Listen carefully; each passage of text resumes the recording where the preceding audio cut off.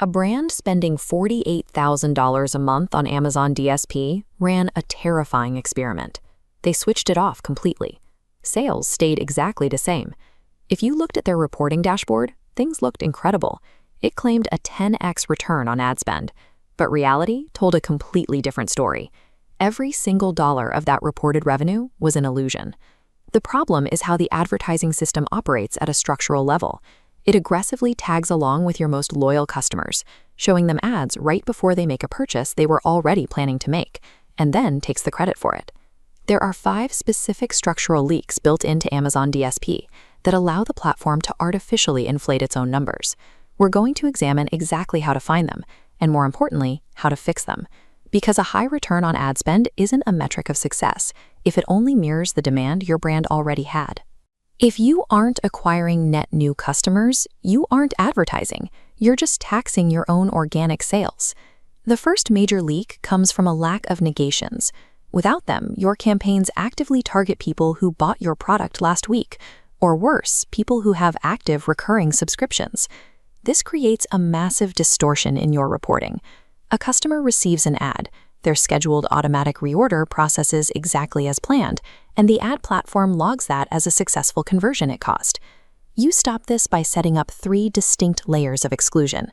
First, filter out recent purchasers from the last 30 to 90 days. Next, cut out active subscribers completely. Finally, set a frequency cap to stop showing the ad after 5 impressions. Spending marketing dollars to convince someone to do something they have already committed to doing is mathematically indistinguishable from throwing that budget into an incinerator. The second leak is a mathematical trap. Agencies love to take the vast majority of your ad budget and concentrate it entirely on bottom-of-funnel retargeting, showing ads strictly to people who have already viewed your listing or added items to their cart. Look at this diagram of a sealed marketing funnel. If you retarget the same audience every day, the available pool shrinks.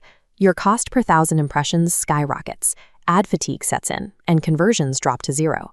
A sustainable model opens the top back up, distributing into a 30-40-30 split, 30% to top-of-funnel awareness, 40% to middle-of-funnel consideration, and 30% to bottom-of-funnel retargeting. This creates a continuous internal engine pushing fresh prospects downward.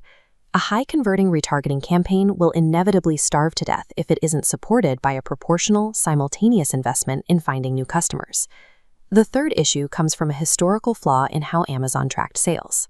Under the old 14-day view window, the ad system claimed full revenue credit for purchases made within 2 weeks of simply glancing at a banner ad.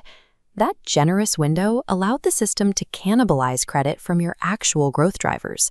A customer could search for your brand organically or click a sponsored product ad right before checkout, but because they scrolled past a display ad days earlier, the display system logged the sale. You fix this by attaching your Amazon Seller Merchant Token directly to your DSP advertiser account. This specific technical step allows the system to deduplicate sales and prevents multiple ads from claiming the exact same conversion. An ad platform accurately reporting how it influenced shopper behavior is incredibly valuable, but an ad platform systematically double-counting sales just to justify its own budget is a massive liability. The fourth leak happens when you judge every stage of your marketing by the exact same metric. The measurement architecture needs to match the objective. Measure top of funnel on reach, middle of funnel on detail page views. Strictly reserve ROAS for the bottom, where you expect immediate returns. This chart highlights the ultimate diagnostic metric for overall account health, new to brand percentage. You want to see the new customer ratio animating up to a healthy 80%, proving that the ads are actually expanding your buyer base. If you evaluate early-stage awareness campaigns using late-stage conversion metrics, you will incorrectly conclude that awareness is failing, cut its funding, and guarantee the elimination of your future buyer pipeline. Even with perfect structure and metrics, standard dashboard reporting has a hard limit. It can only prove that an ad correlated with a sale. It cannot mathematically prove that the ad caused the sale. To get proof, you run an Amazon Marketing Cloud holdout test. This diagram shows how it splits your target audience cleanly into 2 groups. 80% flow into an ad exposed zone, while the remaining 20% act as a control group that sees 0 ads. You run both groups simultaneously for 4 weeks and then compare the final conversion rates. The precise difference between them, highlighted by this bracket, is your incremental lift. It is the exact volume of sales generated exclusively by the ad campaign. You can start testing your own setup today. Open your DSP platform and audit your audience exclusions immediately to identify where your budget is bleeding out. Marketing capital isn't an investment if you're just paying to take credit for organic momentum. It only becomes an investment when its exact causal impact on net new revenue can be isolated, mathematically verified against a control, and proven to grow the business.